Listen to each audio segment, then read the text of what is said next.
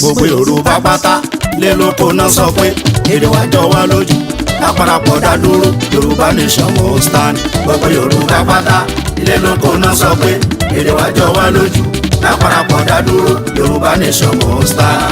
À ń fi àsìkò yìí ṣe ìkéde fún gbogbo ọmọ Yorùbá lápapọ̀ láti gbáradì fún àwọn ìwọ́de tí ń bọ̀ lọ́nà nípa pàtàkì orílẹ̀-èdè Yorùbá nation àti wípé ìdí tí a fi gbọdọ̀ dá dúró gẹ́gẹ́ bí ìpínlẹ̀ Yorùbá.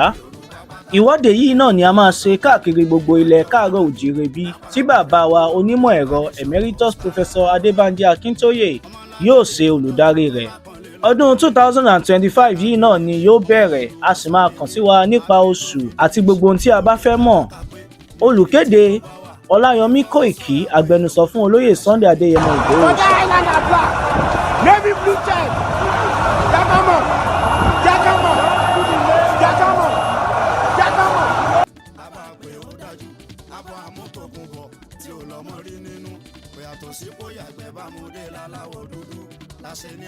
tẹ̀lé lórí so gbogbo ọmọ Yorùbá àtọ́fà ẹni Yorùbá àti ìjòyè wọ́n láwọn ọ̀faramọ́ kí Fúlàní máa jí wa gbé wọ́n máa jẹ oko wa kọ́ máa dà wá láàmú.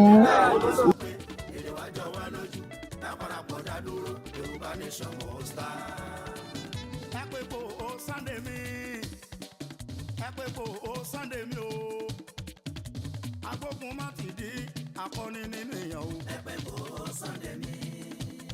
Akọni tó ń yọni léwu tó ń gbani sílẹ̀ lójú ogun.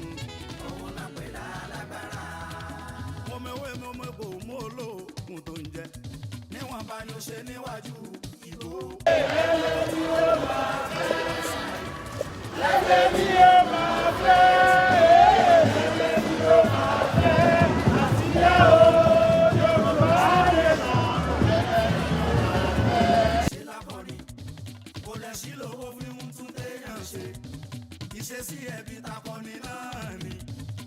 Ẹ jẹ́ a jáde, ẹ máa bọ̀ ń ta kí a ṣe kí ni o, kàtúyàyà.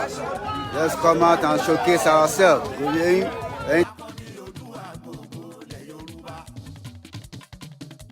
Ọmọ ńlá mo gbé mú Sunday Ìgbòho ṣá owó bàbá dá mi.